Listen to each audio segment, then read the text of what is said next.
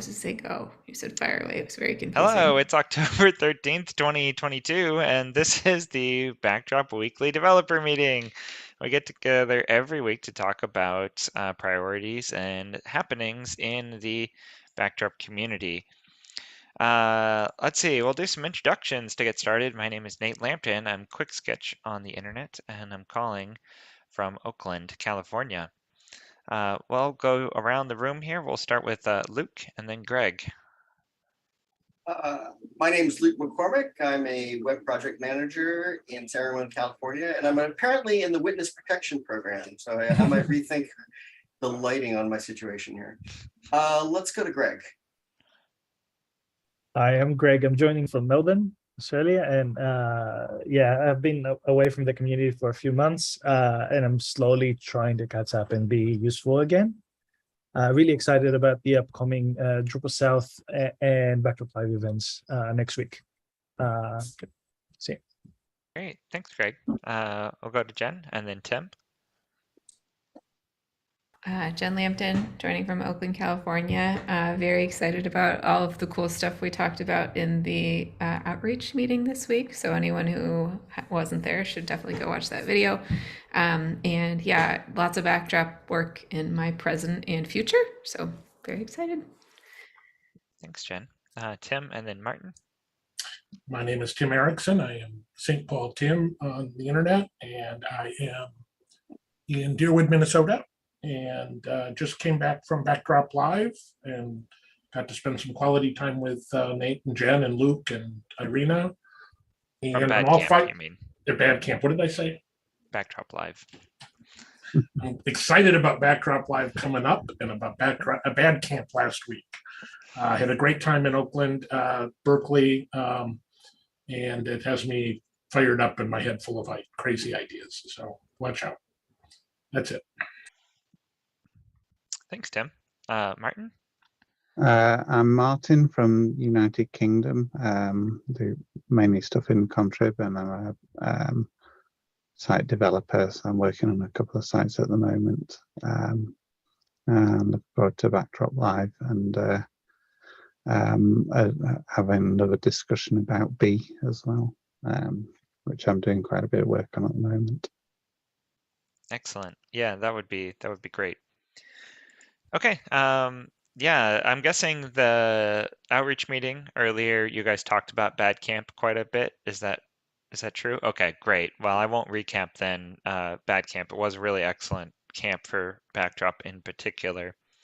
But yeah, you can go back and listen to the outreach meeting, or I'll go back and listen to it to hear about that. Jen, there's a couple of, well, several community items here. Do you want to cover all of these items? Sure. So first, and I think most exciting, is we have a new showcase in our website. There's a new designforfreedom.org webpage. Robert Gregarious posted that, and Garios. And yeah, I would encourage everyone to go take a look. It's been a while since we've had a new showcase site, so that's great. Also, we didn't have a meeting last week because of Bad Camp, so I added some stuff here that is 2 weeks old, but I did want to make sure that we thanked Mark for porting the empty paragraph killer module. He created an issue in the queue, got access to the contrib repository, created a contrib project, and created a release since the last time we met. So I wanted to make sure that we gave him credit. And I looked at the module and was like, oh, I need this, and immediately put it on some of my websites. So that was nice.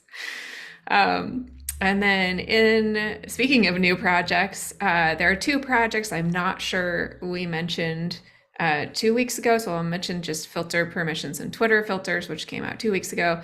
And then last week we had node property to block, token block, Pantheon configuration, deploy empty paragraph killer. And I think all the rest are this week, which is views translation, countries taxonomy, views random seed, memcache, and web form share. So we've had a ton of new modules in the last 3 weeks, which I think is really impressive also. Yeah, lots and lots of updates. Yeah, it's great. Speaking this meeting, we don't actually have a whole lot of items to discuss formally. There were no items in the forum post for this week, so it's going to be a little bit loose. And one thing that came up, that Memcache port I worked on for a client of mine. We're trying to launch a site this month, and the previous hosting provider was like, "Well, we used Memcache on 777." And he was like, "We should do that for Backdrop." And I was like, "Sure, no problem." There was a problem. There was no port of Memcache module.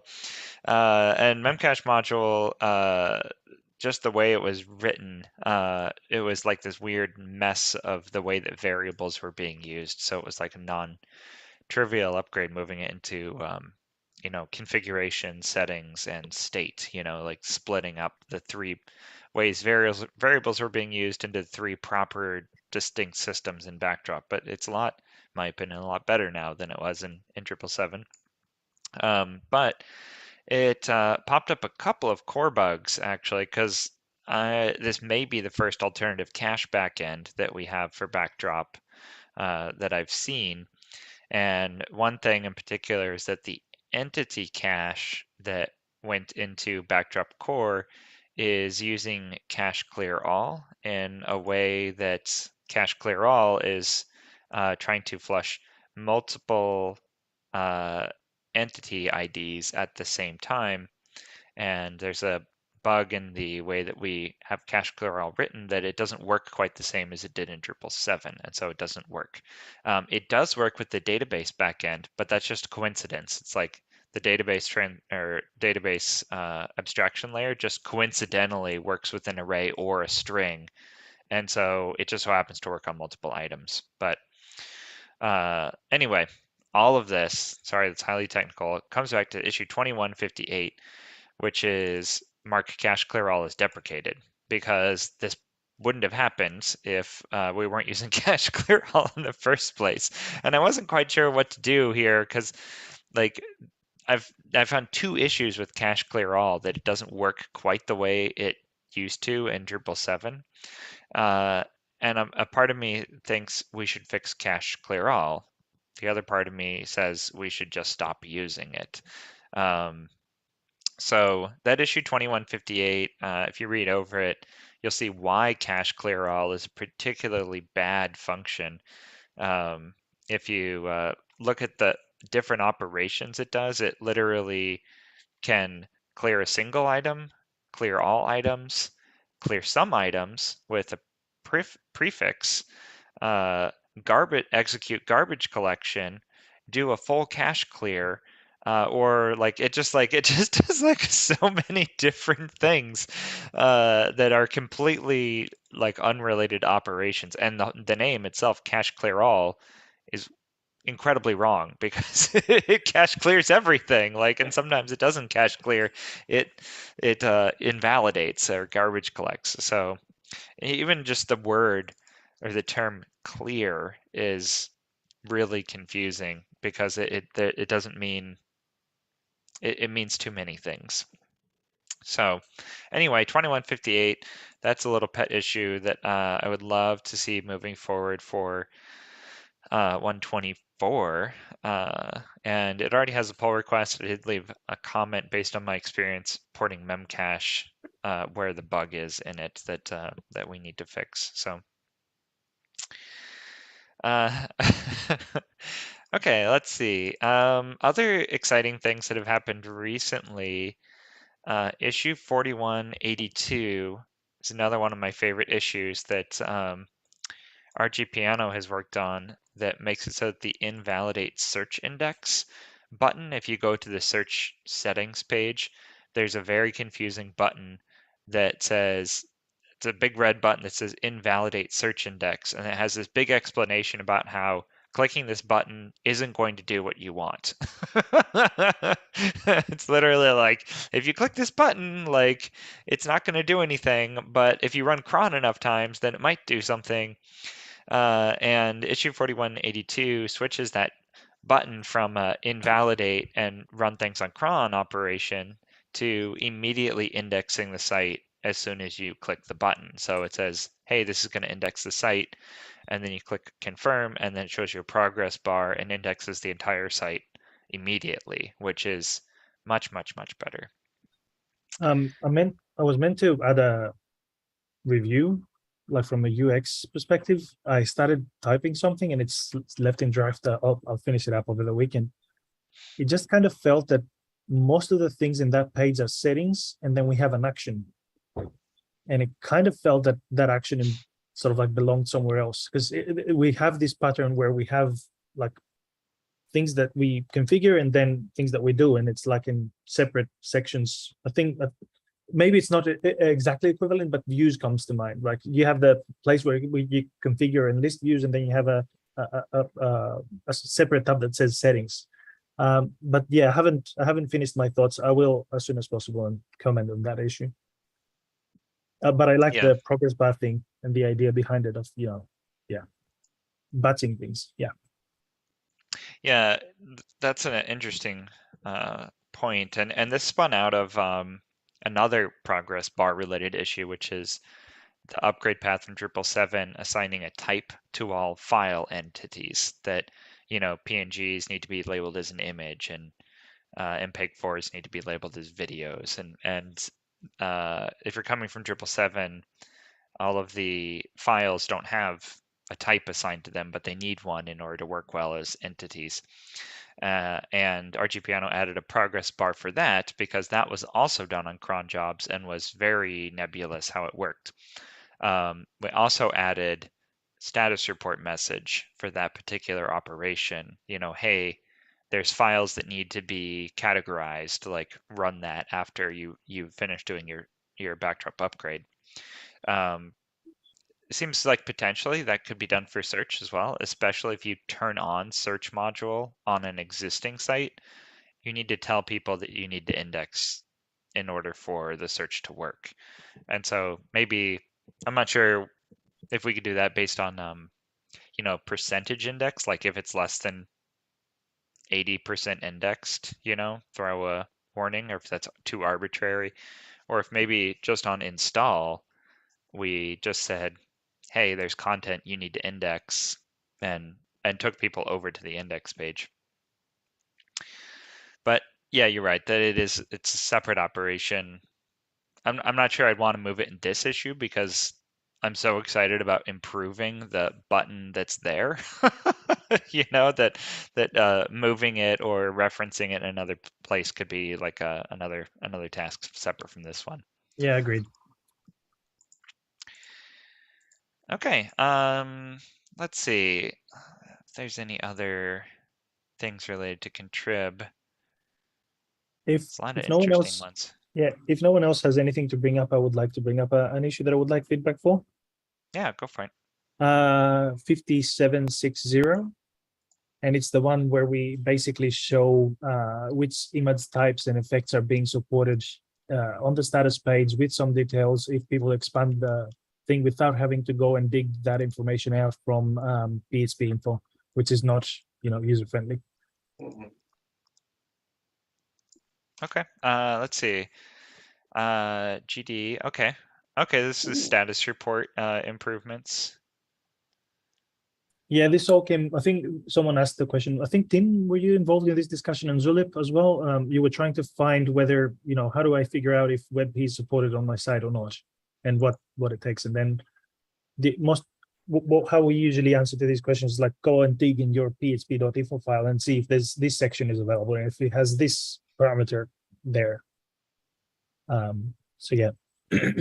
Oh yeah, this is great. That's funny. I didn't even know that we describe whether or not rotate and desaturate was available. That seems really hilariously antiquated, that there was a time that wasn't common. Is it always there now? I don't know. Yeah, who knows? Yeah, I remember it used to be like you had to compile GD specially to get rotate and desaturate, but I think that that's probably been included by default for like 10 years. So yeah, it was there. It was there. It was not added with this. It's just I structured more the UI and added WebP information. What I need more like I appreciate any kind of feedback, but I need more suggestions with regards to wording and clarifying things. I try to make it more obvious, but then I see that Olaf provided some feedback because I said partial support for image formats and effects, right? But if I say then all image formats and effects supported, I imply all images that formats that we were meant to support. But by reading all image formats, someone might say that everything's supported, right? Which is very, so I'm looking for more, text or word crafting there to make it better. Yeah, this gets into, I'm not sure if, like, this is probably only GD that we're concerned about, because I can't remember if GD supports a huge number of image formats, but ImageMagick supports even more. And I can't remember if I'm getting them mixed up or not, but I think GD can even read very unusual image formats like Photoshop files. I can look into it, but I think that these formats that are there, it's the ones that we support by default when people configure image fields. That's why we have that there as a sort of like, yep, when you add an image field, this is meant to be supported, but is it actually supported? So this is what we're trying to get out of this. Yep, that sounds great. Does this image formats are supported, WebP in particular? Can you give me a refresher on where our WebP support stands across Backdrop? Oh, yes. I think that I'm very diligent with cross-linking issues. So on that issue, unless I wasn't that diligent there, I think it was issue 4189, but just bear with me, with which we added support. Oh, no, it's not that one. Bear with me.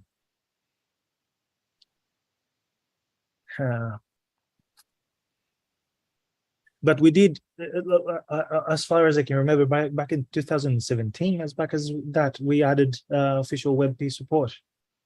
So long as GD, the PHP was compiled with support for that.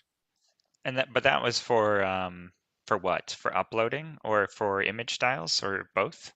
Both, I think, yeah, because GD supports it as well. Excellent. After a specific version, or Yeah, that's great. The most common use case I've seen for WebP isn't one that we support, but might be handled by Contrib. And that's the kind of gnarly issue of image format changing. Like, I want to upload a PNG, but output WebP. And that's not supported by Core. No, but it is. It is. We have another issue by that. And Tim, I bet you unmuted yourself to mention that, because yeah, so what we have is we have another issue where we have an image style effect that converts in Core, that converts JPEG to WebP, but it fails to change the extension of the file. Oh my. So we're trying to fix that. Is that cross-linked, or do you have the ticket number there, Tim Handy? No. No, actually, I thought this was a Contrib module that was doing this. Was it? So I didn't know this was in Core. I think that I think it's a Contrib. It's the image effects Contrib module. Is it? I could be wrong. And I think Laren just, well, no, I take that back. I was going to say I thought he just submitted a PR to fix that, but that might be something else. Yeah, I think I'm looking at Core right now. We only have crop, desaturate, resize, rotate, scale, and crop. So right, could be coming from another. Actually, I was going to be shocked. I was like, that doesn't even seem like it should be in Core, because there's also a WebP Contrib module that could be doing some of that too.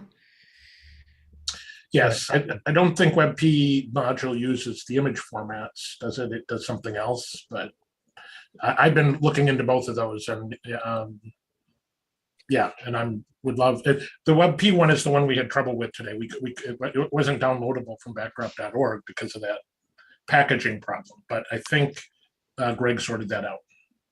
Yeah, and just as a general comment from the support desk that I do with my daily job, it's more and more digital agencies are keen to cut down on file size of media assets and provide more speedy pages.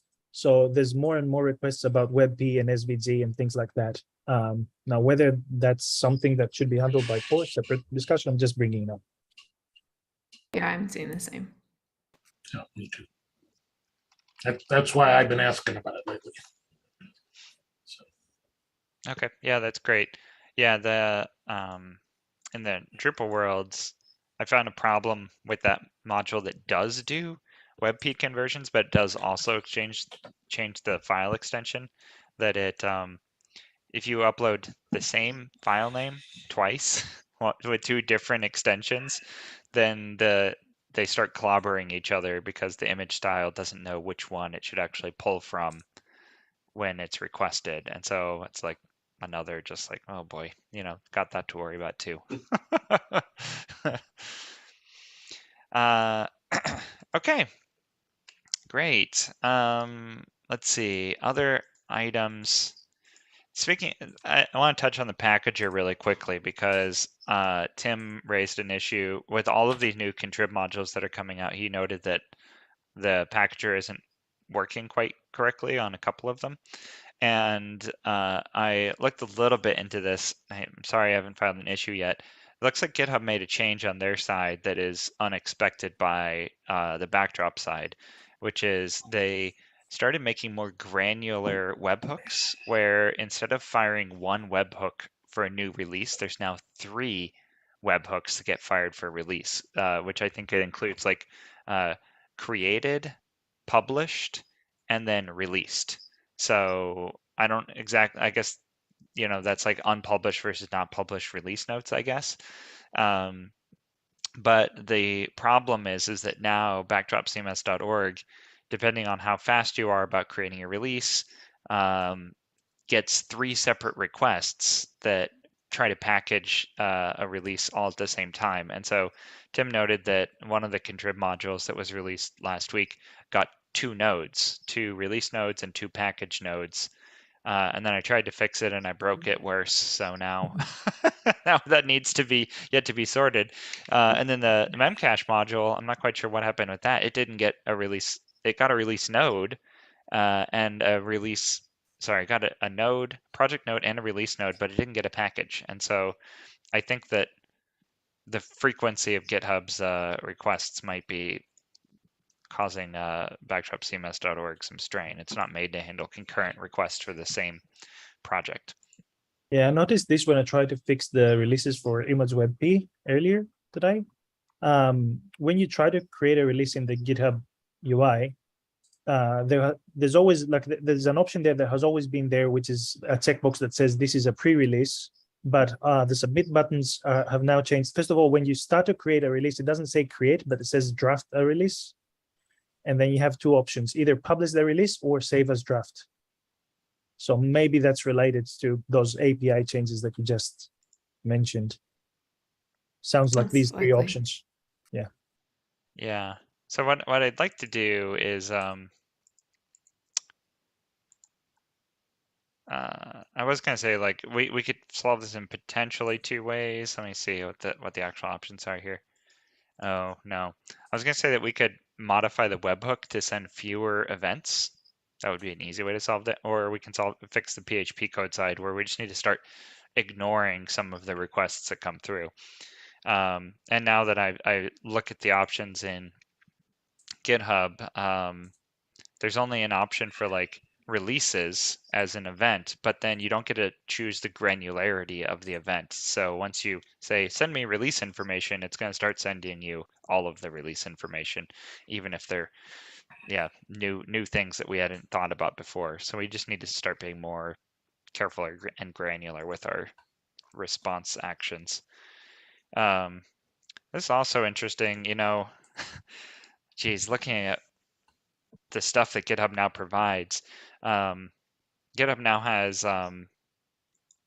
packages, and I'm not quite sure what packages do yet, but GitHub now has a more formal concept of this is the downloadable package of this particular thing, which is what we do and what we want.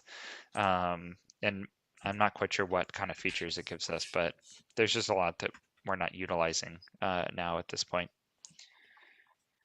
Of course, yeah, man, there's so much stuff on GitHub that we could be doing to improve it. I would love if I'd love if we could consolidate the issue queue and the pull requests, but I'm not sure if that's ever going to happen at this point.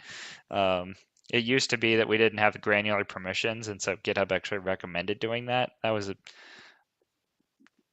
a recommendation I wish we hadn't followed at this point, because it's just confusing. Oh well. All right. Great. I think Martin, you also had a topic you wanted to discuss. We've got some time if you want to bring it up.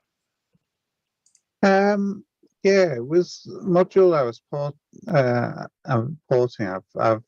I've released it with a kind of note about a workaround for this issue.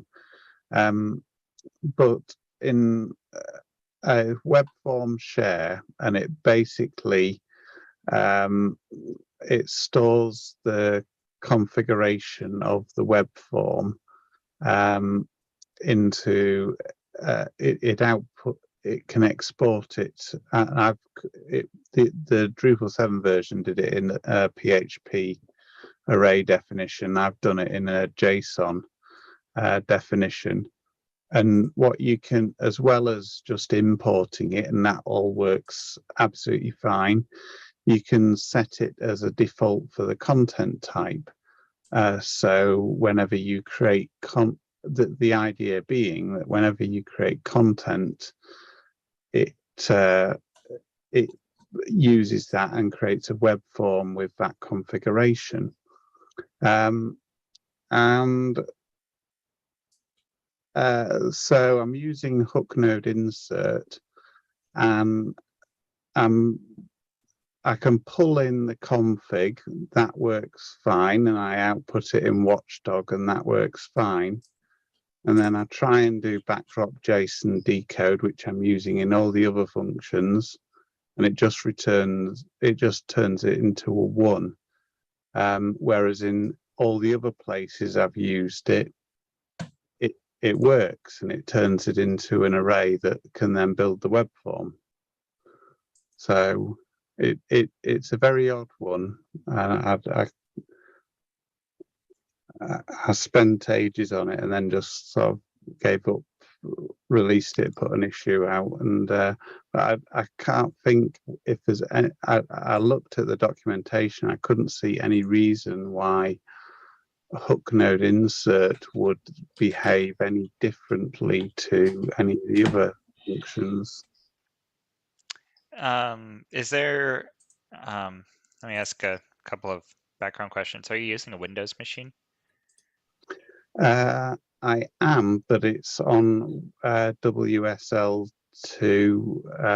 Linux, so it's actually in a Linux machine that I'm using it. Well, my first guess is that it's not about JSON decode being inside of node save. It may be because of copying and pasting. That when you copy and paste, the line endings might get changed to Windows line endings instead of Linux ones, and JSON decode might be choking on the line endings.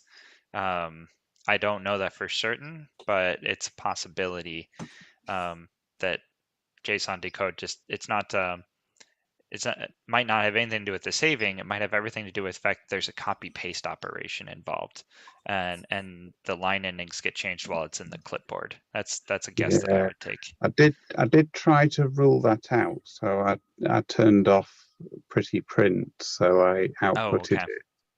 I outputted it as just a solid block of JSON just to try and eliminate all the issues, and the same blocks that's stored in config, it will work if you do the reset option, which is what I've put as a workaround.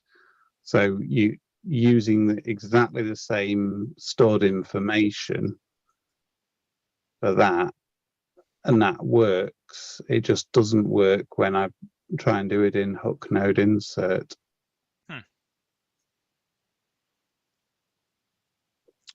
Yeah, I don't know. So this is backdrop JSON decode. That's Yeah. which I think, okay, yeah, literally just calls It's JSON just a wrapper. decode. Yeah. It does nothing except doesn't- for set PHP. the associative option to true. Yeah. That's literally the only thing it does. Yeah. Um, I did try just with the raw JSON decode PHP function, and it had the same issue. It just didn't work. So I just, interestingly, before I converted it to JSON, and it was using the eval function. It had the D7 version. It had a helper function that was calling eval to do it, and again that didn't work in booknode insert, but it did work in the other places. So it didn't seem to be just that module, but it really, I just couldn't work it out. So I've left it for now and just put an issue there. okay. Yeah, I don't have any other real good ideas. The strangest thing is that it's returning a value of 1. Mhm. Because that means that it thinks that it parsed it successfully, and the value of the JSON is the number 1. If it was null or something else, like I think null is the value that happens if it encounters an error, then that would be, there's something that went wrong when it was decoding it, rather than it just decoding it incorrectly. Yeah. Yeah, I don't know. Maybe checking different environments might also be worth a go. Maybe spin up a Tugboat sandbox from the homepage and then install your module there and see Yeah. if Okay. it works differently.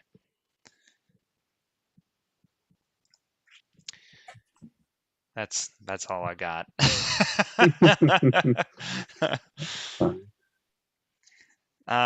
Let's see. Anything else from Martin or from anyone? Well, I know you probably did this last meeting, Tim, but yeah, give us a pitch for Backdrop Live. I know that's coming up, not this weekend, but the next one. So it's around the corner. Sure. A week from tomorrow, we have Backdrop Live. As usual, we're asking for a $20 donation, but if you can't do that, that's okay. I'll quickly share my screen. Registration is open. I'm logged in as an admin. Registration is open. It has been. Really quickly, we'll look at the schedule. If anybody has things they want to get on the schedule, a couple of interesting things we have this time. We have representatives from the Software Freedom Conservancy going to be meeting with us to talk about their work and the work we're doing with them. Opensource.com, hopefully Volkswagen chick, Amy June will be there. Talk a little bit about how we can, as a community, use that. We've also have the lead, the product manager for Zulip is going to come and talk to us about Zulip. Wow. And we've Jen and I have met with her before, but we're going to just talk. She's going to give us a little bit more information about the Zulip project, and then also, sort of maybe give us some advice on how we could better use it. I think the other exciting thing is we do have Backdrop for Beginners, a 3-part sort of beginner session for somebody who's absolutely new to Backdrop: an introduction to content types and fields, an introduction to views, and an introduction to layouts. A bunch of other interesting stuff. I know Nate's planning a really fascinating, interesting session that he hasn't told me about yet, but that will be coming up soon. So there we go. That's it. So register now, help spread the word, get people signed up. Yeah, I saw the mailer went out yesterday, Yes. I think it was, that immediately had a return on signups. I think I saw 4 signups come through in the last 24 hours. So Sure. sure. Anyway, that Well, was great. At the last It was meeting, very I said nice, we did. very nice newsletter. Thank you, Tim. Thank you. Go ahead. Okay, let's see. Any other items that we've got? that's all that I have for today as far as the agenda goes. I'm gonna bring it up even though I'm not prepared to talk about it one more time. That Mhm. man, the thing I really would like most right now is the linting, the GitHub linting issue that IndigoZell has been working on, and I think this is my fault basically, or everyone except for Zella's fault actually, because she's done the work, it's working, and I think it's ready, and we just need to go and check it out. And I think that that would really be a tremendous asset.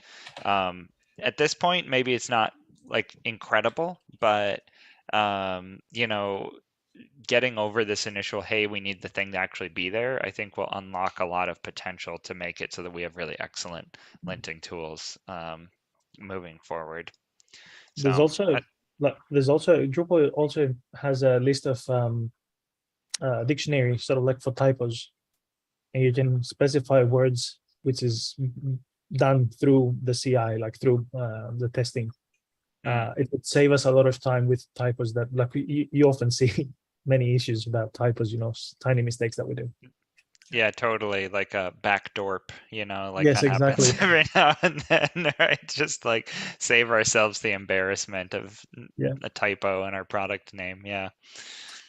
We can talk about it, but let's at least mention quickly the Drupal to Backdrop migration module that we started sprinting on last week at BadCamp. I mean, it's been around for a while. Doc will not ported it, but it needs testing. It could be a really valuable asset to the community to help port more Drupal 7 sites to Backdrop, but we just need some people to help sort of test it and open some issues, I think. Yeah, and I'll give a quick recap conceptually of what it does. Pretty amazing leveraging of existing tools. It uses, so the project is called D2B Migrate, Drupal to Backdrop Migrate, and it uses backup migrate module to specify an external database, the Drupal 7 database, and then it imports it into your Backdrop site. There's a couple of issues filed. One issue filed with backup and migrate that makes it so that you can insert a port number. For the testing that we were doing, that turned out to be pretty important because we were using Pantheon sites as the source, the Drupal 7 site, and those all require custom port number. But yeah, I didn't actually get very far in testing it because we couldn't get past the first couple of steps. But yeah, I'd be really curious to see exactly how it does it. I imagine conceptually that it runs the update path on it. I don't know. Do you know, Tim? No. Or Greg? No, but just related to that, and something that we can discuss it's a good subject for Backdrop Live when it comes to moving easily from D7 to Backdrop. Two things as complaints. I've heard, maybe I've misunderstood things, but I have heard that Aten have bypassed they have managed to get Drupal 7 themes work as they are, so there's less work to be done. Eventually, it will need to be, like, I don't know, they if I recall correctly, that they had a custom layout, and they put everything in it, like a single region or something like that, and they render everything in there, something like that. But that's one. And I know that we shouldn't officially sort of like include it in core, but at least make sure that we support it if people don't have the budget or the resources to convert the themes.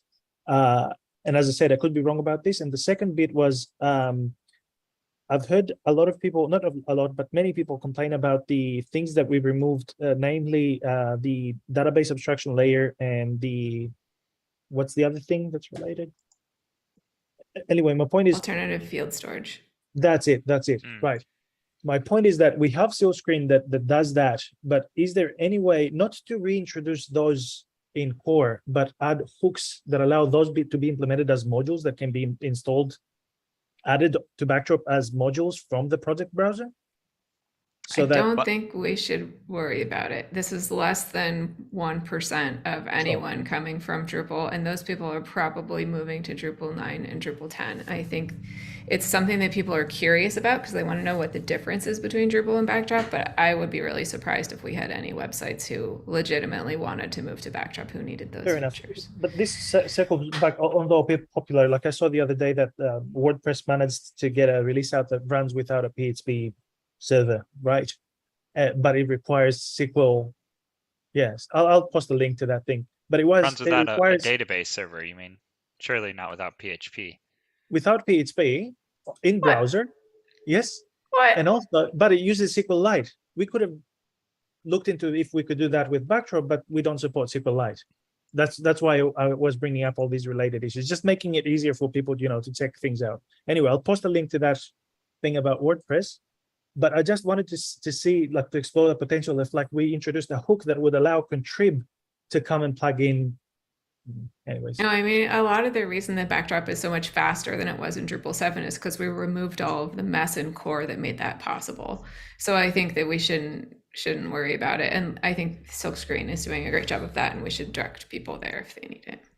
my understanding though was that we removed the actual support for these things, and this is what made it faster. I'm not saying that we should introduce support for these things in core, but the ability, instead of having a fork of Backdrop, for these to be like modules. It's the same. It's the same thing. Like support in core was stuff all over everything in order to make it work. And so, like, even if we put the hook back in, it wouldn't work if we didn't put all of this stuff all over everywhere else. Like complexity in code. Okay, cool. Yeah, well, actually the removal of it had very little impact, especially like the database backends, because literally it's just like the database abstraction layer is still there, but we only have one supported database now, MySQL and derivatives.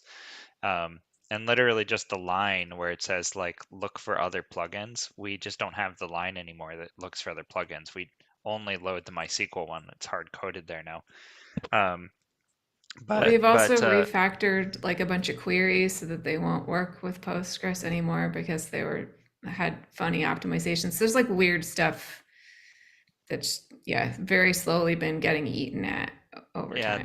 The really key thing, I think, is that we put date module in core, and that uses date native MySQL fields, and Postgres doesn't have the same date management fields. And so in the world of Drupal, they ended up using text fields for dates, which then incurs massive overhead when you start doing date operations on text fields. So there is that very real thing. And I'm not sure, Silkscreen probably just says, don't use dates, or don't use these certain types of dates, is probably the way that it manages to function. Does removing the database abstraction layer, did that change the syntax that database calls in modules? It made it so that there's less caution necessary, because there's this tradition in Drupal 7 to use double quotes around database queries and single quotes inside of the query itself, and that's a Postgres support thing. And in MySQL, it doesn't care whether you're using double quotes or single quotes. And so there's also like that aspect that always crops up in contrib modules that people are like, this database query isn't Postgres compatible because of nobody's quotes. writing Postgres. Nobody noticed. Yes, nobody notices. But yeah, and so it's just kind of this problem that people repeatedly stumble over because it only happens in 0.2% of sites, but then eventually people just kind of learn, they learn the pattern that you use double quotes on SQL queries, and it's a completely arbitrary requirement that is driven by Postgres. So anyway, food for thought.